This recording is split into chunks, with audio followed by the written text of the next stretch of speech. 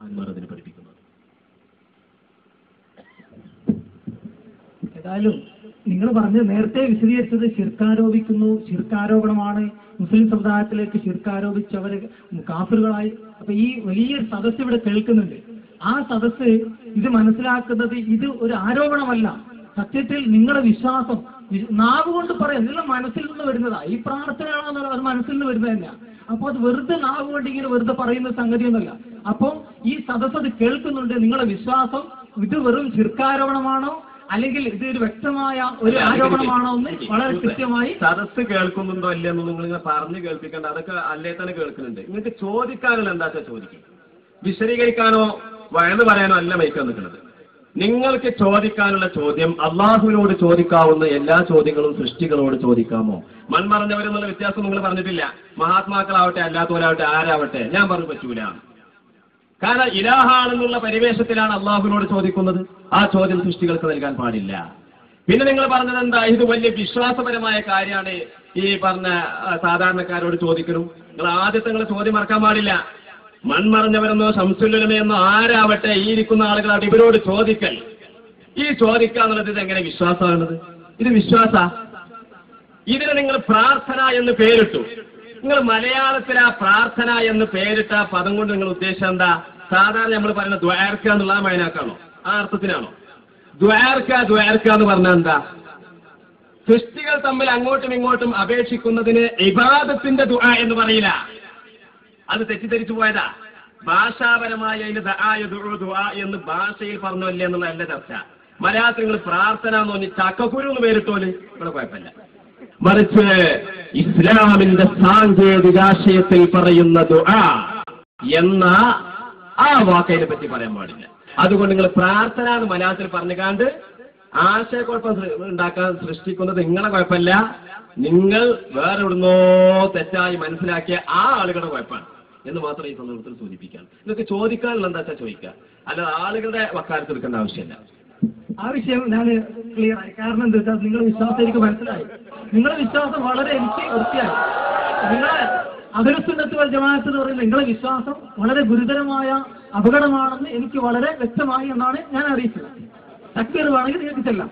രണ്ടാമത് അനുവദിക്കുകയാണെങ്കിൽ എനിക്കൊരു ചോദ്യം കൂടി ചോദിക്കാൻ അനുവദിക്കുകയാണെങ്കിൽ ചോദിക്കാം. അഹ്ലുസുന്നത്തി വൽ ജമാഅത്തിന്റെ ഈ കാര്യം വളരെ ഗുരുതരമാണെന്ന് എനിക്ക് വ്യക്തമായി എന്ന് തൊള്ളോണ്ട് പറഞ്ഞത് കൊണ്ട് കാര്യമില്ല സുഹൃത്തുക്കളെ. ഈ ആൾക്കാരൊക്കെ ഇത് കേൾക്കുന്നുണ്ട്. ഇവര് തക്ബീർ ചൊല്ലിയത് ഇവരൊക്കെ മണ്ടന്മാരാന്ന വിചാരം. നിങ്ങളെ വായില് പിന്നെ ചോറും ചാറും കഴിക്കണോ തന്നെയാണ്. ഇവർക്ക് കാര്യം ബോധ്യപ്പെട്ടു. അഹ്ലുസുന്നത്തി വൽ ജമാഅത്തിന്റെ അഖീദ എന്നതാണ്. പിന്നെ നിങ്ങൾക്ക് എങ്ങനെ ഈ പറഞ്ഞ അഖീദ ഗുരുതരമാണെന്ന് ബോധ്യമായത്? അപ്പൊ നിങ്ങളെ നിങ്ങൾക്ക് അങ്ങനെ ബോധ്യമാക്കണമെങ്കിൽ നിങ്ങൾ പഠിക്കണം, ഇനിയും പഠിക്കണം, ചിന്തിക്കണം, ഇനിയും ചിന്തിക്കണം, ചോദിക്കണം, ഇനിയും ചോദിക്കണം, എന്നിട്ട് സത്യം കണ്ടെത്തണം, ഹിദായത്തിന്റെ മാർഗം സ്വീകരിക്കണം. നിങ്ങൾ ഈ പറഞ്ഞല്ലോ ഈ അള്ളാഹുവല്ലാത്ത ഇതൊരു വലിയ ഇമ്മിണി ചോദ്യം. നിങ്ങൾ പലയിടത്തും ചോദിച്ച ചോദ്യമാണ്, ഞങ്ങൾക്കറിയാം. ഈ ചോദ്യം അള്ളാഹു അല്ലാത്തവരോട് എല്ലാം ചെയ്യിക്കാൻ പറ്റുമോ? നമ്മളെ മറുപടി എങ്ങനെയുണ്ട്? അള്ളാഹ് അല്ലാത്തവർ അള്ളാഹിനെയും സൃഷ്ടികളിനെയും തുലനം ചെയ്യാൻ പാടില്ല. അള്ളാഹുവിനെ അഹ്ലുസുന്നത്തി വൽ ജമാഅത്തിന്റെ അഖീദ ഞാൻ പറയുന്നത്, ഇത് കർമ്മല്ല പറയുന്നത്. അള്ളാഹുവിനെയും സൃഷ്ടികളെയും തുലനം ചെയ്യാൻ പാടില്ല. ലൈസ കമിസ്ലിഹി ശൈഉൻ വഹുവസ് സമീഉൽ ബസീർ. മുഖാലഫത്തുൽ ലിൽ ഹവാദിസ് എന്ന് പറഞ്ഞ സവിശേഷമായ ഒരു വിശേഷണം കൊണ്ട് സിദ്ധമായവനാണ് അള്ളാഹു എന്ന് പറയുന്നത്. അതുകൊണ്ട് അള്ളാഹിനോട് ചോദിക്കുന്ന ചോദ്യം, സൃഷ്ടികളോട് ചോദിക്കുന്ന ചോദ്യങ്ങൾ ആ തുലനപ്പെടുത്തലുണ്ടല്ലോ, അത് ശരിയല്ല എന്നാണ് അഹ്ലുസുന്നത്തി വൽ ജമാഅത്തിന്റെ അഖീദ. അതുകൊണ്ട് എനിക്ക് പറയാനുള്ളത്, അള്ളാഹിനോട് ചോദിക്കുന്ന ആ പരുവത്തിലുള്ള ഒരൊറ്റ ചോദ്യവും സൃഷ്ടികളോട് ചോദിക്കാൻ പാടില്ല. മറിച്ച് സൃഷ്ടികൾ സൃഷ്ടിയാണ്, റസൂലെ ആയിട്ടുള്ളൂ, സാധാരണക്കാരനെ ആയിട്ടുള്ളൂ, മനുഷ്യനെ ആയിട്ടുള്ളൂ, മൃഗമേ ആയിട്ടുള്ളൂ, മരക്കേ ആയിട്ടുള്ളൂ. അവരൊന്ന് ഇലാഹിന്റെ തസ്തികയിലേക്ക് ഉയർന്നവരല്ലെന്നുള്ള യാഥാർത്ഥ്യബോധത്തോടുകൂടി അവരോട് ചോദിച്ചാൽ ആ ചോദ്യത്തെ നിരുപാധികം നമ്മൾ വിലയിരുത്തുമ്പോൾ അത് തെറ്റല്ല, അതിൽ ഹറാമില്ല, കറാഹത്തില്ല. ഇതാണ് പരിശുദ്ധ ദീനിന്റെ കാഴ്ചപ്പാട്. നിങ്ങൾക്ക് ബോധ്യപ്പെടുന്നുണ്ടോ അല്ലേ എന്നുള്ളത് ഞങ്ങൾക്ക് പ്രശ്നമല്ല. ദീനിന്റെ കാഴ്ചപ്പാടാണ് ഞാൻ പറഞ്ഞത്, പരിശുദ്ധ ദീൻ, ഇസ്ലാമിന്റെ കാഴ്ചപ്പാട്. പാപം പൊറുക്കുന്നവൻ അള്ളാഹു മാത്രമാണെന്നിരിക്കെ, നരകത്തിൽ നിന്ന് രക്ഷിക്കുന്നവൻ അള്ളാഹു മാത്രമാണെന്നിരിക്കെ, ഹിദായത്ത് നൽകുന്നവൻ അള്ളാഹു മാത്രമാണെന്ന് റസൂലും വിശുദ്ധ ഖുർആനും പഠിപ്പിച്ച സന്ദർഭത്തിൽ നിങ്ങൾ ഇത്തരം ചോദ്യങ്ങൾ മഹാത്മാക്കളോട് ചോദിക്കാം. അത് പറയുമ്പോൾ ഞാൻ സമ്മതിക്കണം എന്ന് പറഞ്ഞാൽ അത് നടക്കൂലല്ലോ. അത് സമ്മതിക്കാൻ എന്റെ മനസ്സിൽ അനുവദിക്കുന്നില്ല. പാവം പൊറുക്കുന്നവനും അതുപോലെ നരകത്തിൽ നിന്ന് രക്ഷിക്കുന്നവനും ഹിദായത്ത് നൽകുന്നവനും അള്ളാഹു മാത്രമാണെന്ന് വിശുദ്ധ ഖുർആൻ പഠിപ്പിക്കുന്നു. അതുകൊണ്ട് ആ ചോദ്യരൂപത്തിലാക്കി നിങ്ങൾ പ്രഖ്യാപനങ്ങളല്ല വേണ്ടത്. പിന്നെ നിങ്ങൾ പറഞ്ഞല്ലോ ഹിദായത്ത് നൽകുന്നവൻ അള്ളാഹുവാണ്, അതേപോലെ തന്നെ പാപം പൊറുക്കുന്നവൻ അള്ളാഹുവാണ്. പിന്നെന്തൊക്കെയാ പറഞ്ഞത്? അങ്ങനെ കുറെ കാര്യങ്ങൾ ഞാൻ പറയുന്നത് ഭക്ഷണം കൊടുക്കുന്നവൻ അള്ളാഹു ഖുർആനിലുണ്ട്. ഇന്നല്ലാഹ ഹുവർ റസ്സാഖു, അള്ളാഹുവാണ് ഭക്ഷണം കൊടുക്കുന്നവൻ. അപ്പൊ ഇനി നമ്മള് വേഷം വീടിയിൽ പോയിട്ട് ഭക്ഷണം ചോദിച്ചാലോ? അള്ളാഹു തീർക്കാൻ പാടില്ല. ഇവിടെ നിങ്ങൾ ആ ചിരിയുടെ ഉള്ളിൽ ഒതുക്കി വെച്ചതായ മറുപടി എന്താന്ന് വെച്ച് കഴിഞ്ഞാല് ഭക്ഷണം എന്ന് പറയുന്നത് അത് മനുഷ്യർ അള്ളാഹു നൽകിയതായിരിക്കുന്ന ഒരു സ്ഥിതിവിശേഷമാണ്, കഴിവാണ് എന്നായിരിക്കും നിങ്ങൾ പറയുന്നത്. ഓക്കെ, അതേപോലെ തന്നെ നമ്മൾ അള്ളാഹുവിന്റെ റസൂലിനോട് ഹിദായത്ത് തരണേ എന്ന് നമ്മൾ പറഞ്ഞ ഇതിന്റെ അർത്ഥം എന്താ? ഹിദായത്ത് സൃഷ്ടിക്കണേ എന്നല്ല, അള്ളാഹുവെ നീ ഹിദായത്ത് തരണേ എന്ന് പറയുന്ന ആ അർത്ഥത്തിലല്ല മുഹമ്മദ് നബിയെ താങ്കൾ ഹിദായത്ത് തരണേ എന്ന് പറയുന്നത്. മറിച്ച് ഒരു വിശ്വാസിയുടെ മനസ്സിൽ അവന്റെ ഉദ്ദേശം എന്താണ്? അള്ളാഹുവെ നീ ഹിദായത്ത് തരണേ എന്ന് പറഞ്ഞാൽ ഹിദായത്തിന് നീ സൃഷ്ടിക്കണേ എന്നാണ്, ഖൽഖ് ചെയ്യണേ എന്നാണ് അതിന്റെ അർത്ഥം. അതേ സമയത്ത് മുഹമ്മദ് നബിയെ താങ്കൾ ഹിദായത്ത് ചെയ്യണേ എന്ന് പറഞ്ഞാൽ അതിന്റെ അർത്ഥം മുഹമ്മദ് നബിയെ താങ്കൾ ഹിദായത്തിന്റെ ഒരു കാരണക്കാരനായി വർത്തിക്കണേ എന്നേ അതിനർത്ഥമുള്ളൂ. അതേ ഒരു മുവഹിദ് ഉദ്ദേശിക്കുള്ളൂ, അതേ ഒരു ഏകദൈവ വിശ്വാസിയുടെ മനസ്സിൽ വരികയുള്ളൂ, അല്ലേ?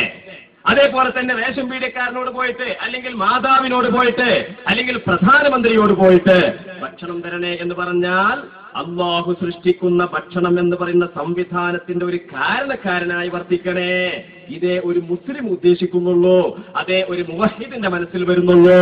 ആ രൂപത്തിൽ നമ്മൾ ഹിദായത്ത് നൽകണേ എന്നോ ഭക്ഷണം നൽകണേ എന്നോ സൃഷ്ടികളോട് ചോദിക്കുന്നത് കൊണ്ട് യാതൊരു ശിർക്കും ഇവിടെ വരാനില്ല.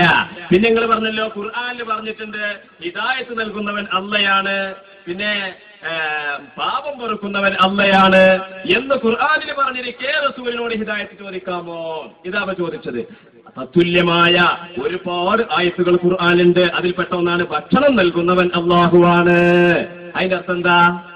ഭക്ഷണം നൽകുന്നവൻ അള്ളാഹുവാണ് എന്ന് പറഞ്ഞാൽ അള്ളാഹുവിനോടല്ലാത്തതുകൊണ്ട് ഭക്ഷണം ചോദിക്കാൻ പാടില്ല എന്നാണോ? ഇയ്യായ ഫർഹബൂൻ, എന്നെ മാത്രം പേടിക്കണം. ഖുർആനിൽ സൂറത്തുൽ ബഖറയിലില്ലേ എന്നെ മാത്രം പേടിക്കണം. അതിന്റെ അർത്ഥം ഇനി വേറെ ആരെയും പേടിക്കാൻ പാടില്ലാന്നാ? മാതാപിതാക്കളെ പേടിക്കാൻ പാടില്ലാന്നാ? സിംഹം കാട്ടിൽ നിന്ന് ഇറങ്ങി വന്നാൽ പേടിച്ചോടാൻ പാടില്ലാന്നാ? ശത്രുക്കളെ ബോംബിട്ടാ പോയി പേടിച്ചോടാൻ പാടില്ലാന്നാ?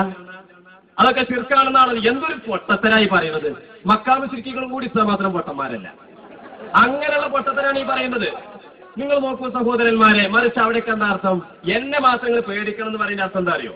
സ്രഷ്ടാവ് ഇലാഹ് എന്ന പരിവേഷത്തിലുള്ള പേടി അള്ളാഹുവിനെ മാത്രമേ ചെയ്യാവൂ. ആ പേടി വേറെ ആളോടും പേടിക്കാൻ പാടില്ല.